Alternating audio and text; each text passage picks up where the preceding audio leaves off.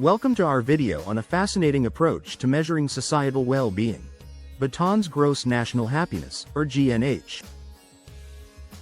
Unlike conventional metrics like gross domestic product, Bhutan prioritizes the overall happiness and well-being of its citizens through a holistic framework. In this video, we will explore the 9 domains that make up the GNH, how it is quantified, and the pivotal roles of education, environmental conservation, cultural preservation, and good governance in fostering happiness. Join us as we examine the global implications of Bhutan's unique model and discuss the challenges it faces moving forward. 1. The concept of gross national happiness, GNH.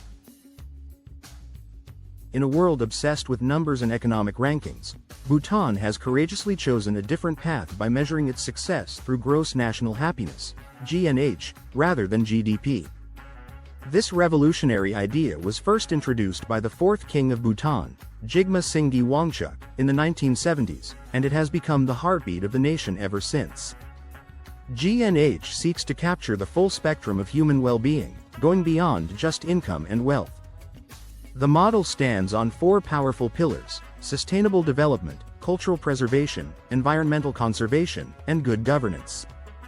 These pillars are woven into every aspect of Bhutanese policy and society, making happiness more than just an abstract dream.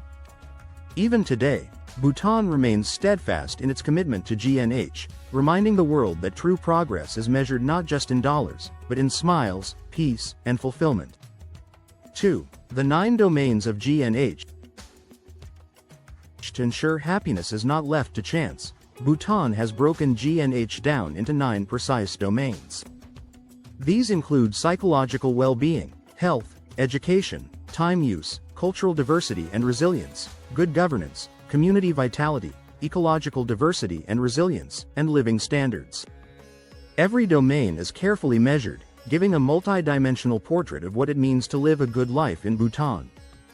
For example, the domain of psychological well-being tracks levels of stress and contentment, while community vitality assesses how connected and supportive neighborhoods are. By looking at these 9 areas, the government can see where people might be struggling or thriving. This means no important part of life is ignored, and policies are designed to improve real-life happiness, not just economic output. 3. GNH Index. Measuring happiness.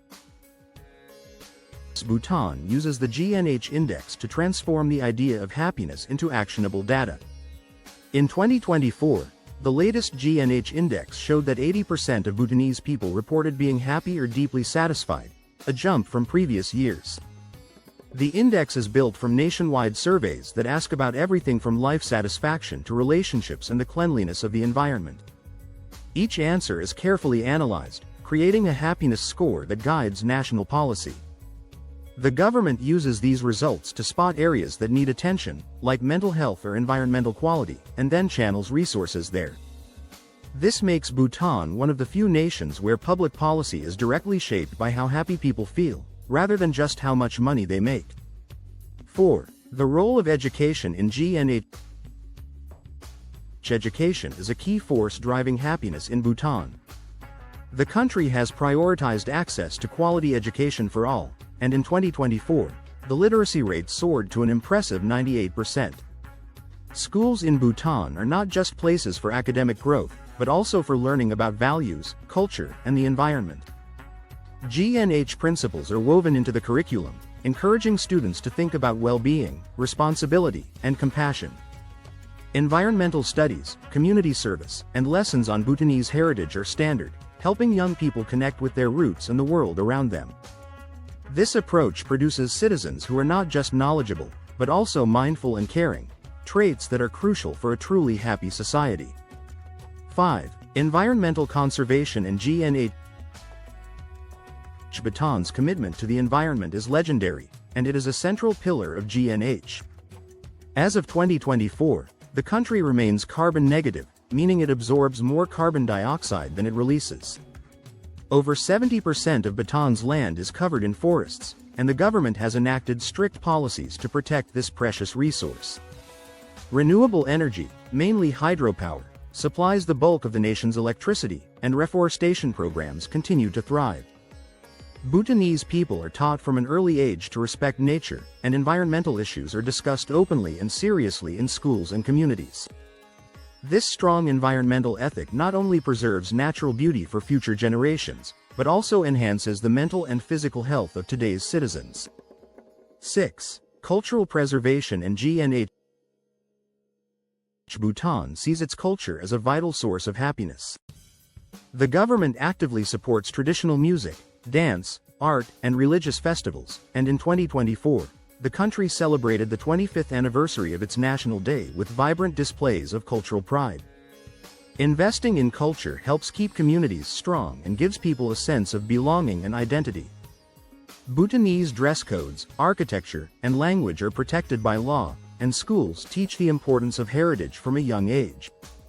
This focus on tradition helps shield Bhutan from the pressures of globalization and encourages people to take pride in their unique way of life. Cultural resilience is seen as a shield against the anxieties and isolation that can come with rapid modernization.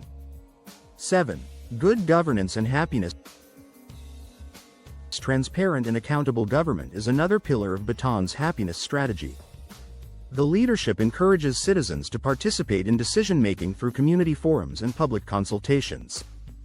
In 2024, new initiatives were rolled out to increase civic engagement, ensuring that everyone's voice is heard. These efforts build trust between the people and their leaders, fostering a sense of security and belonging. Bhutan's government is consistently ranked among the least corrupt in Asia, and officials are held to high ethical standards. Good governance does not just mean following rules, but actively working to create a society where everyone feels valued and included. 8. The global impact of Bhutan's GNH model. Bhutan's idea of measuring happiness instead of GDP has inspired countries around the world. In recent years, nations like New Zealand and the United Arab Emirates have announced their own efforts to track well-being and happiness, following in Bhutan's footsteps. The United Nations has cited Bhutan's model as a powerful alternative to traditional economic measures, sparking global debates on what really matters for progress. Policymakers, academics, and activists from dozens of countries now look to Bhutan for guidance on how to create societies that are not just richer, but also happier and more resilient. Bhutan's influence is a reminder that small nations can lead the world in big ways. 9. Challenges and future direction. Even as it celebrates its successes, Bhutan faces real challenges in protecting and expanding its unique happiness model. Modernization and the pressures of globalization are testing the country's ability to hold onto its traditions and environmental values. In 2024, the government acknowledged that more work is needed to protect cultural identity while embracing innovation.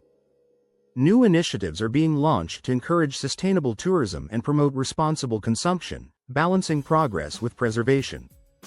Bhutan's leaders remain committed to finding a path that secures both material comfort and deep, lasting well-being for all citizens.